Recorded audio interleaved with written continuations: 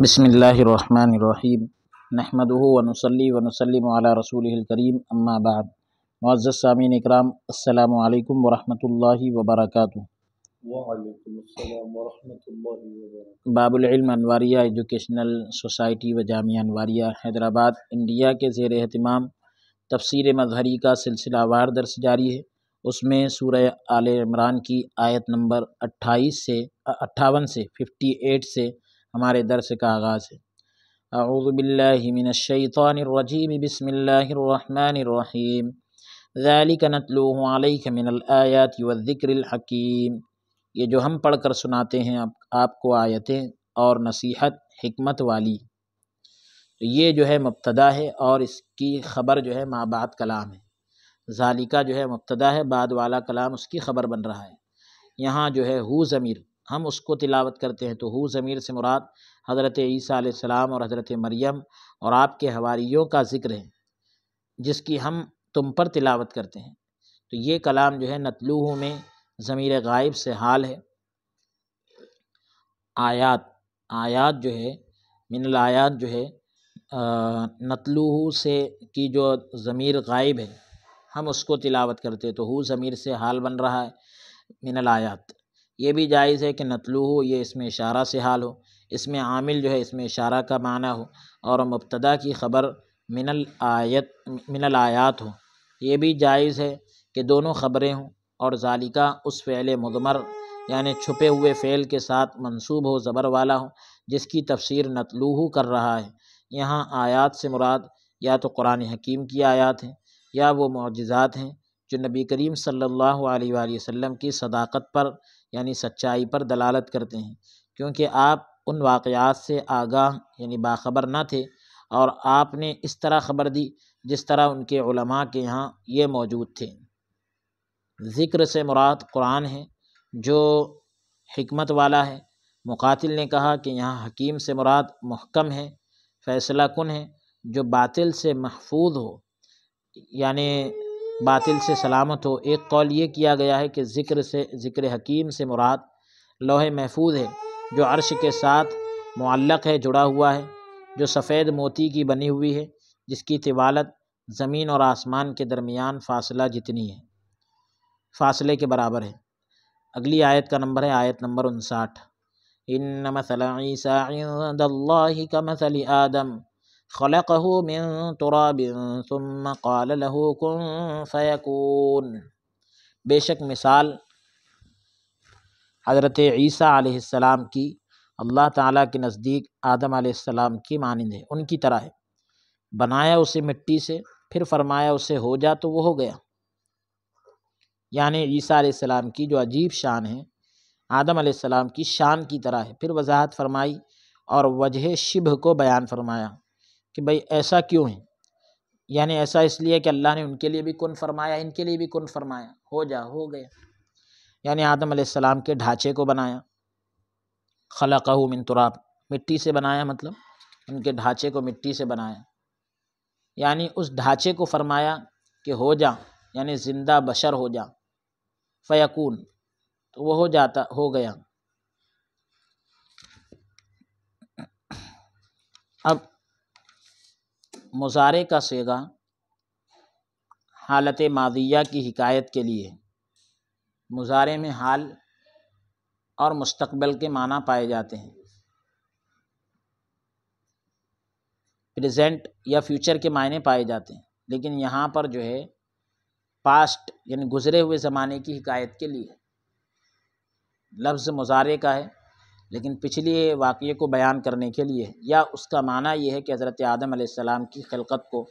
یعنی ان کی بناوٹ کو مٹی سے مقدر کیا، ان کی پیدائش کو مٹی سے مقدر کیا، طے کیا، پھر اسے فرمایا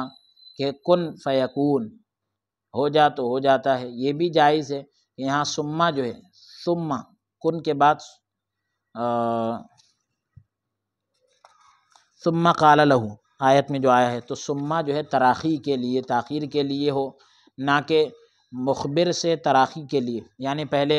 یہ خبر دی کہ آدم علیہ السلام کو مٹی سے بنایا، پھر یہ خبر دی کہ اللہ تبارک و تعالیٰ نے اس کی تخلیق کی یعنی پیدائش کی اور اسے فرمایا کہ کن ہو جا فیکون، تو وہ ہو گیا۔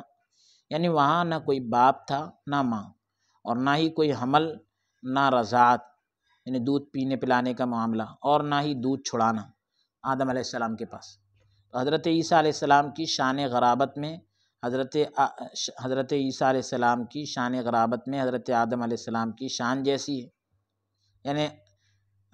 انوکھی شان کے اندر ان کا معاملہ حضرت آدم علیہ السلام جیسا ہے، کیونکہ آپ کی پیدائش باپ کے بغیر ہوئی، اور آدم علیہ السلام کی شان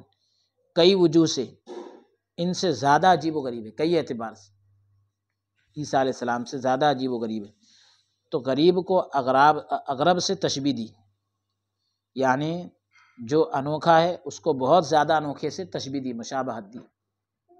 اور جو خارق للعادت ہے، عادت کے خلاف ہے، اسے اخرق سے تشبیہ دی، یعنی بہت زیادہ ہٹکے ہے، اس سے مشابہت دی تاکہ خصم کے نزاع کو ختم کر دے، جو فریق مخالف ہے اس کے جھگڑے کو ختم کر دے، اور شبہ کے مادے کو جڑ سے، شبہ کا مادہ جو ہوتا ہے نا بالکل اس کا ایک ٹپکا بھی جو اس کو بھی جڑ سے اکھیڑ دے۔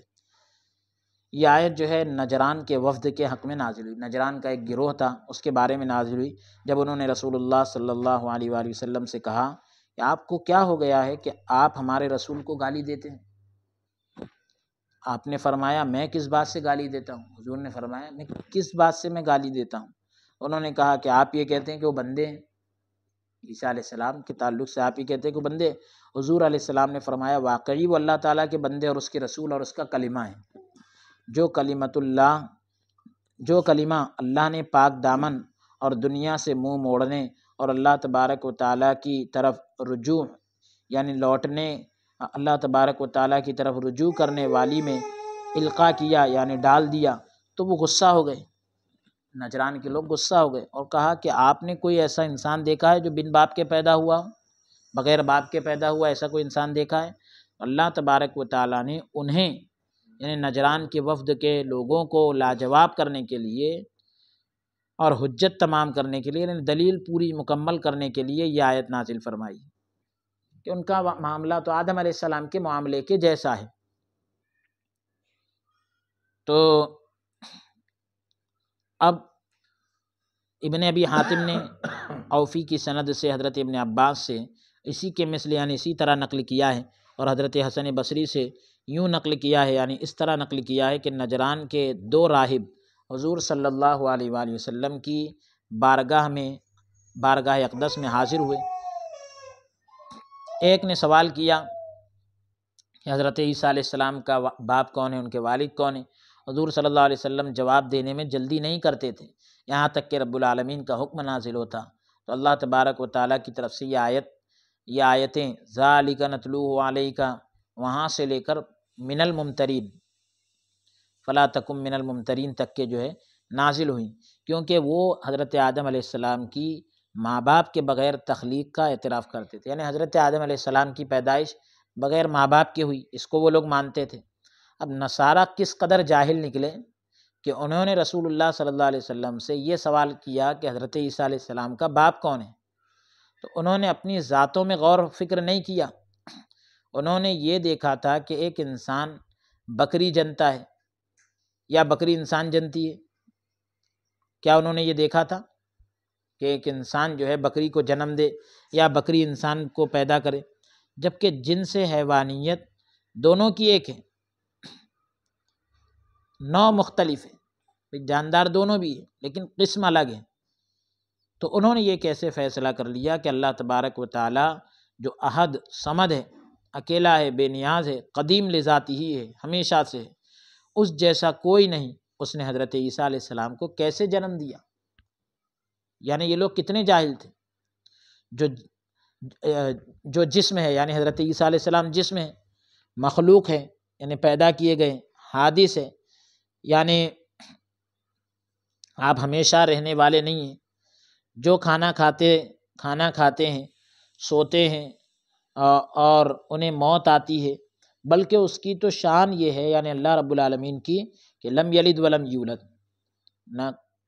وہ کسی سے پیدا ہوا نہ کوئی اس سے پیدا ہوا، ولم یکن لہ کفوا احد، کوئی اس کے ہمسر نہیں، برابر نہیں۔ فائدہ، اس آیت میں قیاس کے حجت ہونے پر دلیل موجود ہے، یعنی قیاس بھی دلیل بن سکتا ہے، اس کے لیے دلیل موجود ہے، کیونکہ اللہ تعالیٰ نے حضرت عیسیٰ علیہ السلام کے بغیر باپ کے پیدا ہونے کا حکم حضرت آدم علیہ السلام کی تخلیق پر، یعنی ان کی پیدائش پر قیاس کرتے ہوئے لگایا ہے۔ تو اس سے یہ پتہ چل رہا ہے کہ قیاس دلیل بن سکتا ہے، کیونکہ اللہ تبارک و تعالیٰ نے بھی یہاں جو ہے حضرت عیسیٰ علیہ السلام کے بغیر باپ کے پیدا ہونے کا جو حکم ہے حضرت آدم علیہ السلام کی تخلیق یعنی پیدائش پر قیاس کرتے ہوئے لگایا ہے۔ اگلی آیت کا نمبر ہے 60، الحق من ربک فلا تکن من الممترین، یہ حقیقت تیرے رب کی طرف سے، یعنی اے سننے والے، یہ حقیقت کون سی حقیقت کہ عیسیٰ علیہ السلام انسان ہے، یہ تیرے رب کی طرف سے، پس تو نہ ہو جا شک کرنے والوں سے۔ الحق یہ مبتدا محذوف کی خبر ہے، یا یہ فعل محذوف کا فاعل ہے، یعنی تقدیر کلام یوں ہے، عبارت مقدر اس طرح ہوگی، هو الحق یا جاء الحق، حق آ گیا تیرے رب کی طرف سے، یا وہی حق ہے تیرے رب کی طرف سے۔ یہ بھی جائز ہے کہ یہ مبتدا ہو اور من ربی کا اس کی خبر ہو۔ مراد یہ ہے کہ مذکور حق،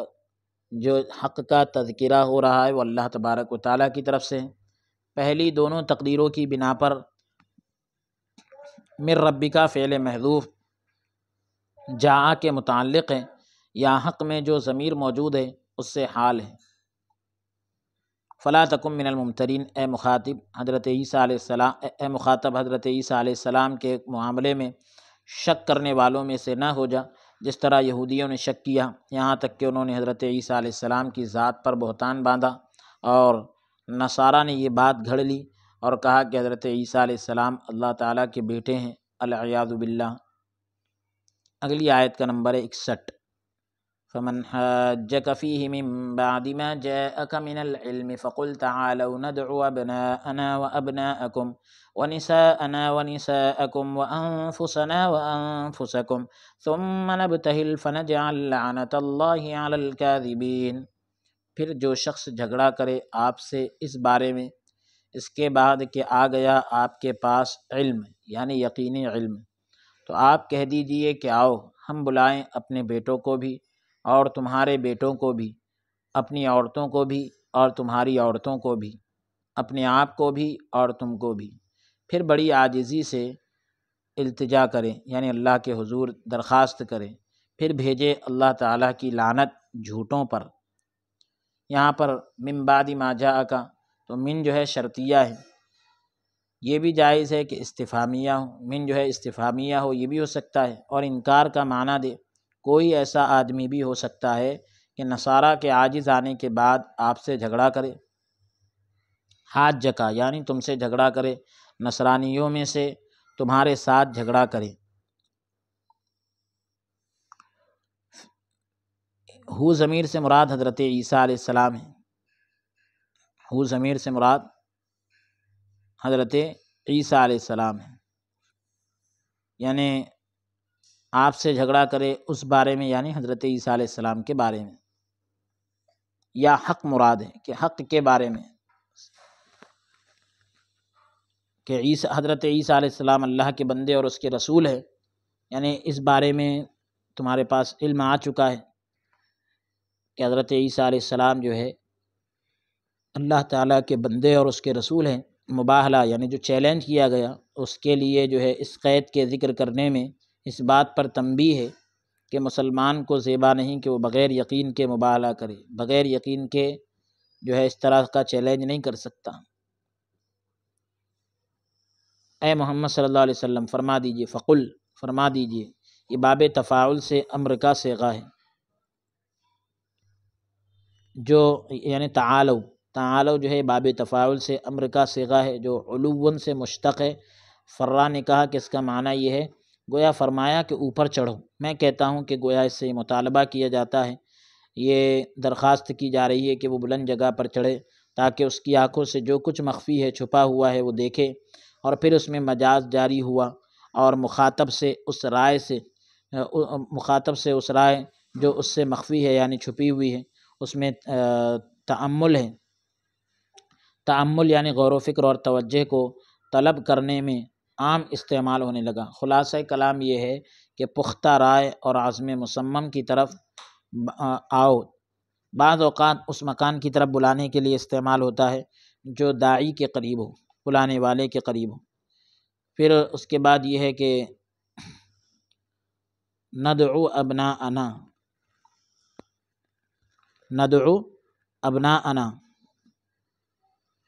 وابناءکم ونساءنا ونساءکم، تو یہ جو ہے جواب امر کی وجہ سے مجزوم ہے، یعنی ہم سب اپنے آپ کو اور اپنے خاندان کے معزز ترین افراد جیسے بیٹے اور مستورات یعنی پردہ نشین عورتوں کو بلائیں اور انہیں اپنے ساتھ ملائیں تاکہ جھوٹ بولنے پر جو عذاب نازل ہو وہ ان سب کو شامل ہو۔ دوسرے رشتہ داروں کو اپنی ذات پر مقدم رکھا ہے کیونکہ انسان عموماً ان کے لیے اپنے آپ کو خطرے میں ڈالتا ہے اور ان کے لیے جنگ کرتا ہے، لڑتا ہے۔ اس کی ایک اور وجہ یہ بھی ہے کہ دعا میں اصل دعا کرنے والے اور جس کے حق میں دعا کی جاتی ہے ان میں مغایرت ہوتی ہے۔ دعا کرنے والے اور جس کے حق میں دعا کی جاتی ہے دونوں میں مغایرت ہوتی ہے، تبدیلی ہوتی ہے۔ انسان اور اس کے بیٹوں اور عورتوں میں مغایرت حقیقی ہے اور اس کے نفس کے درمیان اعتباری ہے، اعتبار کے لحاظ سے ہے۔ تو یہاں حقیقی مغایرت کو اعتباری مغایرت پر مقدم کیا ہے، پہلے لایا ہے۔ امام مسلم یعنی اپنے آپ کو بھی اور اپنے اہل و عیال کو بھی، تو امام مسلم اور ترمذی نے حضرت سعد بن ابی وقاص رضی اللہ عنہ سے روایت نقل کی ہے، فرمایا کہ جب یہ آیت نازل ہوئی تو رسول اللہ صلی اللہ علیہ وآلہ وسلم نے حضرت علی شیر خدا اور حضرت فاطمہ اور حضرت حسن اور حضرت حسین رضوان اللہ تعالیٰ علیہ اجمعین کو بلایا اور عرض کی، اے میرے اللہ یہ میرے اہل بیت ہیں۔ پھر اس کے بعد ذکر کیا ثم نبتہل، پھر بڑی عاجزی سے اللہ کے حضور التجا کریں۔ مطلب یہ کہ یہ باب افتعال سے ہے، تاہم یعنی ساتھ ہی جو ہے معنی تفاعل کا دے رہا ہے افتعال سے لیکن تفاعل کا معنی دے رہا ہے، یعنی یہاں تفاعل کی جگہ باب افتعال کا ذکر ہے کیونکہ یہاں مقصد جو ہے بد دعا کو اپنے لیے کرنا ہے۔ اگر وہ جھوٹا ہے اور اگر سچا ہے تو بد دعا کو اپنے مد مقابل کی طرف کرنا ہے، سامنے والے کی طرف، اور نقصان کو اپنی طرف کھینچنا۔ یہ وقوع کے اعتبار سے جلدی ہوتا ہے بنسبت اسے غیر کی طرف لوٹایا جائے، یعنی اس کے بمقابل غیر کی طرف اسے لوٹایا جائے، تاہم یعنی ساتھ ہی اس کی غرض جو ہے لعنت کا حصول ہوتا ہے، یعنی بد دعا کا حاصل کرنا ہوتا ہے۔ بہلتن، اس کو جو ہے با کے ضمہ اور فتحہ یعنی پیش اور ضمر دونوں صورتوں میں پڑھا گیا ہے۔ اس کا اصل معنی ترک کرنا ہے یعنی چھوڑ دینا ہے۔ عربوں کا مقولہ ہے، عرب لوگ ایک بات کہتے ہیں بہلت الناقۃ، یہ اس وقت بولا جاتا ہے جب تو اسے بغیر اصرار کے یعنی اونٹنی کو بغیر اصرار کے چھوڑ دیں۔ جس کے حق میں لعنت کی جاتی ہے اسے دنیا اور آخرت میں رحمت سے دور کر دیا جاتا ہے۔ یہ عذاب کے واقع ہونے کا تقاضا کرتی ہے کیونکہ عذاب سے محفوظ رکھنے کا تصور رحمت کے بغیر نہیں ہو سکتا۔ ثم کے کلمے میں اس بات کی طرف اشارہ ہے کہ دانشمند آدمی، عقل مند آدمی کو زیبا یہی ہے، اس کے لائق یہی بات ہے کہ وہ مباہلے میں تاخیر اور تراخی سے کام لے، یعنی دیری کرے، ایک دم جلدی بازی نہ کرے۔ فنجعل لعنت اللہ، تو اس کا جو ہے عطف، فا حرف عطف آیا ہے یہاں پر، تو نبتہل پر عطف جو ہے عطف تفسیری ہے، یعنی وضاحت کے لیے عطف لایا گیا، اور فا سے جو ہے اس بات کی طرف اشارہ ہے، واو کے بجائے فا لائے تو اس کی طرف اشارہ ہے کہ لعنت کا وقوع یعنی لعنت واقع ہوتی ہے۔ لعنت کا وقوع جو ہے دعا سے مؤخر نہیں ہوتا، لعنت کا واقع ہونا دعا کی وجہ سے لیٹ نہیں ہوتا، تاخیر نہیں ہوتی اس میں، بلکہ مہلت کے متصل بعد میں واقع ہوتا ہے، مہلت سے بالکل بعد میں ہو جاتی ہے لعنت۔ بغوی نے کہا کہ جب رسول اللہ صلی اللہ علیہ وسلم نے اس آیت کو نجران کے وفد پر تلاوت کیا تو اور انہیں مباہلے کی دعوت دی تو انہوں نے کہا کہ ہم واپس آ جائیں گے اور معاملے میں غور کریں گے اور کل آئیں گے۔ تو ان میں سے بعض کے پاس گئے، یعنی ایک دوسرے کے پاس گئے، انہوں نے عاقب سے کہا جو ان میں سے بڑا دانا تھا، عقل مند تھا، کہ اے عبد مسیح تیری کیا رائے ہے؟ اس نے کہا قسم بخدا تم پہچان چکے ہو کہ حضرت محمد صلی اللہ علیہ وآلہ وسلم اللہ کے سچے رسول ہیں۔ قسم بخدا، خدا کی قسم، کسی قوم نے بھی نبی سے کبھی مباہلہ نہیں کیا مگر ان کے بوڑھے جو ہے ہلاک ہو گئے اور ان کے بچوں میں سے کوئی بھی نہ بچا۔ اگر تم ایسا کرو گے تو تم ہلاک ہو جاؤ گے۔ اگر تم حضرت عیسیٰ علیہ السلام کے متعلق اسی بات پر قائم رہنا چاہتے ہو جس پر اب ہو تو اس ہستی سے بحث و تمہیز کو چھوڑ دو، یعنی بحث کرنے کو چھوڑ دو اور اپنے شہروں کی طرف لوٹ جاؤ۔ وہ رسول اللہ صلی اللہ علیہ وسلم کی خدمت میں حاضر ہوئے۔ جب حضور صلی اللہ علیہ وآلہ وسلم حضرت حسین رضی اللہ عنہ کو گود میں لیے ہوئے اور حضرت حسن رضی اللہ عنہ کا ہاتھ پکڑے ہوئے تشریف لائے، جبکہ حضرت فاطمہ رضی اللہ عنہ آپ کے پیچھے تھیں اور حضرت علی شیر خدا ان کے پیچھے تھے، جبکہ آپ انہیں ارشاد فرما رہے تھے جب میں دعا کروں تو تم آمین کہنا۔ حضور یہ کہہ رہے تھے کہ میں دعا کروں تو تم آمین کہنا۔ نجران کہ اسقف، یعنی نجران کا جو پادری تھا، اسقف تھا، بڑا آدمی تھا، اس نے کہا اے نصارہ کی جماعت، بے شک میں ایسے چہرے دیکھ رہا ہوں کہ اگر یہ اللہ تعالیٰ سے سوال کرے کہ وہ اس پہاڑ کو اپنی جگہ سے زائل کر دے، ہٹا دے، تو وہ ضرور ہٹا دے گا۔ ان سے ہرگز مباہلہ نہ کرنا، یعنی مقابلہ اور یہ چیلنج وغیرہ نہ کرنا ورنہ ہلاک ہو جاؤ گے۔ اور تا قیامت، یعنی قیامت تک روئے زمین پر کوئی نصرانی نہیں رہے گا۔ انہوں نے کہا ابو القاسم، ہم نے یہ رائے قائم کی ہے۔ ابو القاسم حضور صلی اللہ علیہ وسلم کی کنیت ہے، یعنی انہوں نے حضور سے کہا کہ ہم نے یہ رائے قائم کی ہے کہ آپ سے مباہلہ نہ کریں، آپ کو آپ کے دین پر چھوڑ دیں اور ہم اپنے دین پر قائم رہیں۔ رسول اللہ صلی اللہ علیہ وسلم نے انہیں فرمایا اگر مباہلہ کرنے سے انکار کرتے ہو تو اسلام لے آؤ، تمہارے لیے وہی حقوق ہوں گے جو مسلمانوں کے ہیں، اور تمہارے اوپر وہی فرائض ہوں گے جو مسلمانوں پر لازم ہیں۔ تو انہوں نے اسلام قبول کرنے سے انکار کیا۔ حضور صلی اللہ علیہ وآلہ وسلم نے ارشاد فرمایا میں تمہارے ساتھ جنگ کروں گا، تو انہوں نے کہا کہ ہم عربوں سے جنگ کرنے کی طاقت نہیں رکھتے، بلکہ ہم آپ سے صلح کرتے ہیں کہ ہم آپ پر حملہ نہیں کریں گے، ہمیں ڈرائیں گے نہیں، ہمیں دین سے پھرنے پر مجبور نہیں کریں گے، اس شرط پر کہ ہم آپ کو 2000 حلے دیں گے، 1000 سفر میں، یعنی سفر کے مہینے میں، اور 1000 رجب میں۔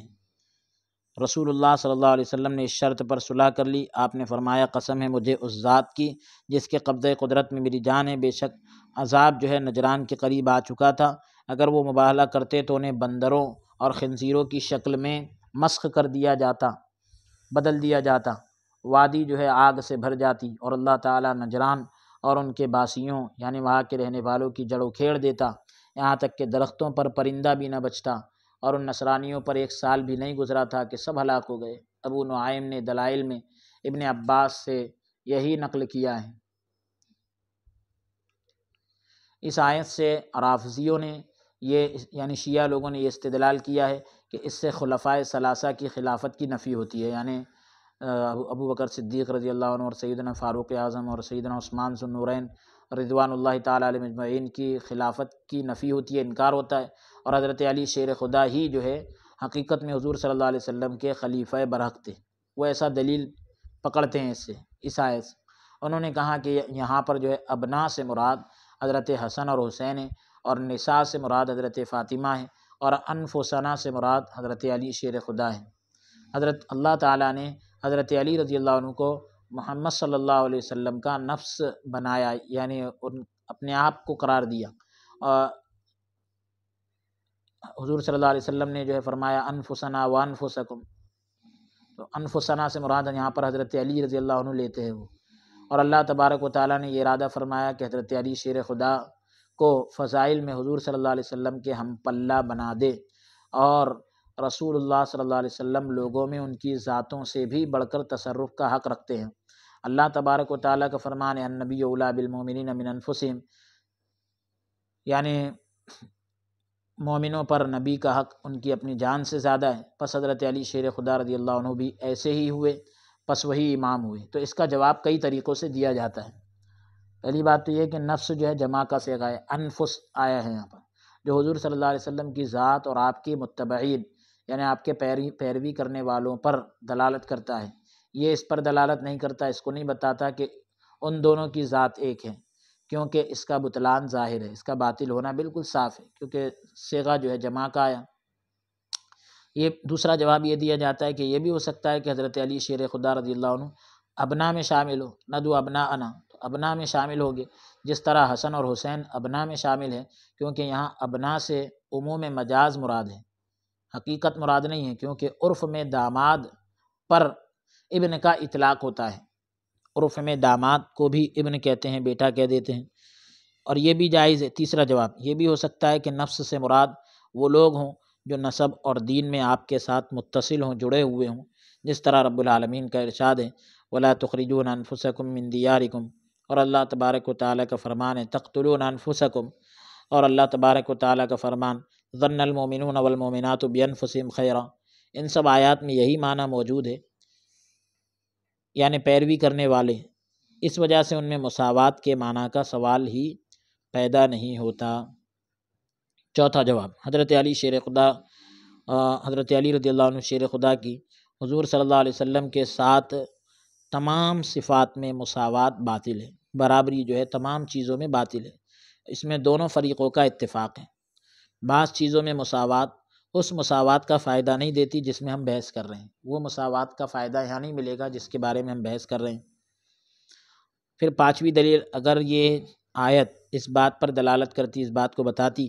حضرت علی شیر خدا رضی اللہ عنہ زیادہ تصرف کرنے والے ہیں، تو یہ اس کو بھی لازم ہوگی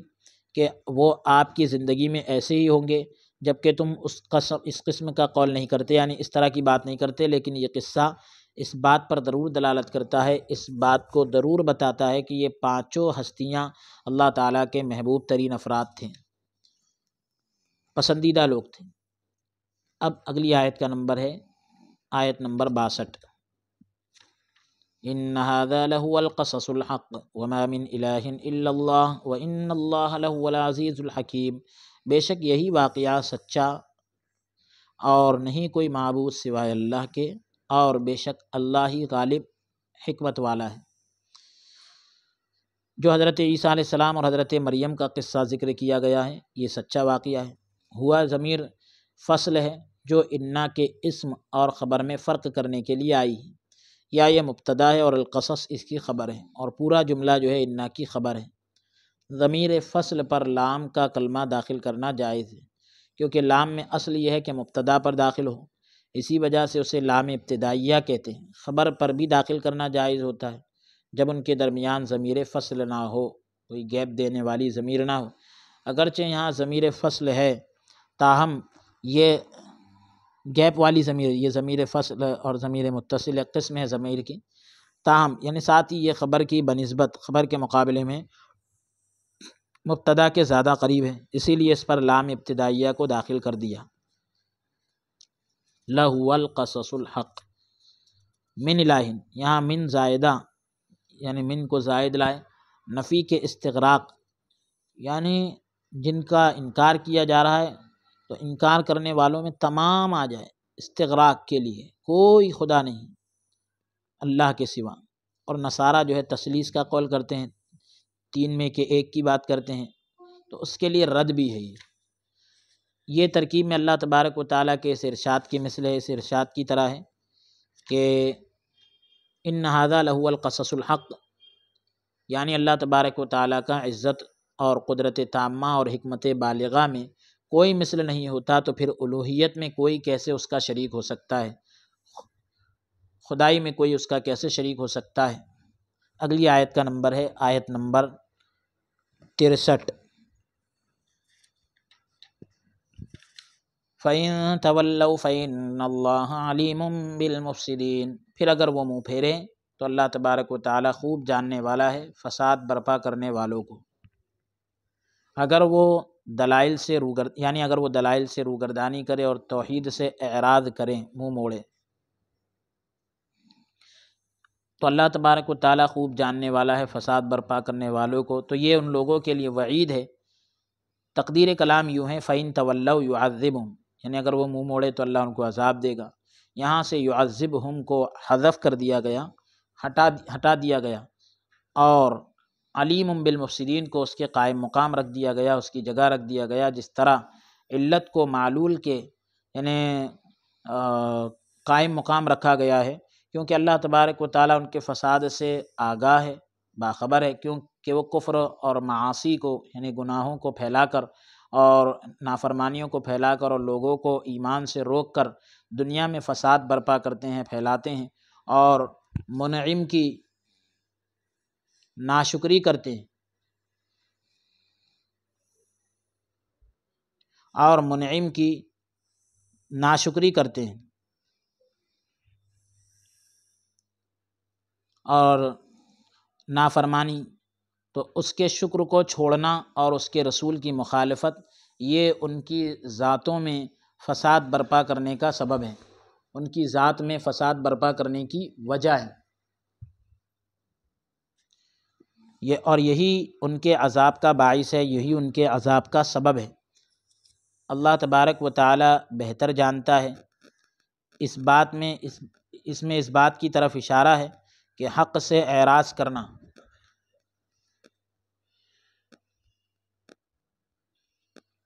اس بات کی طرف اشارہ ہے کہ حق سے اعراض کرنا یعنی منہ موڑنا، یہ فساد برپا کرنا ہے۔ واللہ تعالی اعلم، اللہ رب العالمین خوب جاننے والا ہے۔ مفسرین نے کہا کہ نجران کا وفد مدینہ آیا، یہ یہودیوں سے ملا اور حضرت ابراہیم علیہ السلام کے متعلق ان سے جھگڑا کیا۔ نصارہ نے گمان کیا کہ وہ نصرانی تھے، اور نصرانی آپ کے دین پر ہیں اور لوگوں میں سے آپ کے زیادہ قریب ہیں۔ یہودیوں نے کہا بلکہ وہ تو یہودی تھے اور وہ آپ کے دین پر ہیں اور لوگوں میں سے آپ کے زیادہ قریب ہیں۔ رسول اللہ صلی اللہ علیہ وسلم نے فرمایا دونوں فریق حضرت ابراہیم اور آپ کے دین سے بری ہیں، یعنی الگ ہیں۔ آپ تو حق کی طرف رجوع کرنے والے اور اطاعت شعار تھے، اطاعت کرنے والے تھے، میں آپ کے دین پر قائم ہوں۔ حضرت ابراہیم علیہ السلام کے تعلق سے آپ نے فرمایا پس تمہیں چاہیے کہ آپ کے دین اسلام کی پیروی کرو۔ اور یہودیوں نے کہا کہ ہم آپ سے کچھ ارادہ نہیں کرتے مگر یہ کہ ہم آپ کو رب بنا لیں، جس طرح نصرانیوں نے حضرت عیسیٰ علیہ السلام کو رب بنا لیا ہے، نعوذ باللہ۔ نصارہ نے کہا کہ ہم آپ سے کسی اور بات کا ارادہ نہیں کرتے مگر یعنی کوئی اور بات کی خواہش نہیں رکھتے، بس ایک ہی بات ہے، مگر یہ اس بات کا کہ ہم تمہارے بارے میں وہی بات کہیں جو یہودیوں نے حضرت عزیر علیہ السلام کے متعلق کہی۔ انہوں نے کیا کہا تھا یہودیوں نے کہ عزیر اللہ تبارک و تعالیٰ کے بیٹے ہیں، نعوذ باللہ۔ حضرت ابراہیم علیہ السلام کو یہی فرما رہے ہیں؟ نہیں، حضور علیہ السلام نے فرمایا کہ میں تو جو ہے ان کے دین پر ہوں۔ تو اللہ تبارک و تعالیٰ نے آنے والی آیات کو نازل فرمایا، جو آگے آیات آ رہی ہے، تو یعنی دونوں فریق یہودی اور نصرانی دونوں بھی فریق جو ہے حضرت ابراہیم علیہ السلام کے دین سے بری، ہٹ گئے، بیزارگی، دین سے ہٹ گئے، ہاں دین سے ہٹ گئے۔ تو یہ آیت نمبر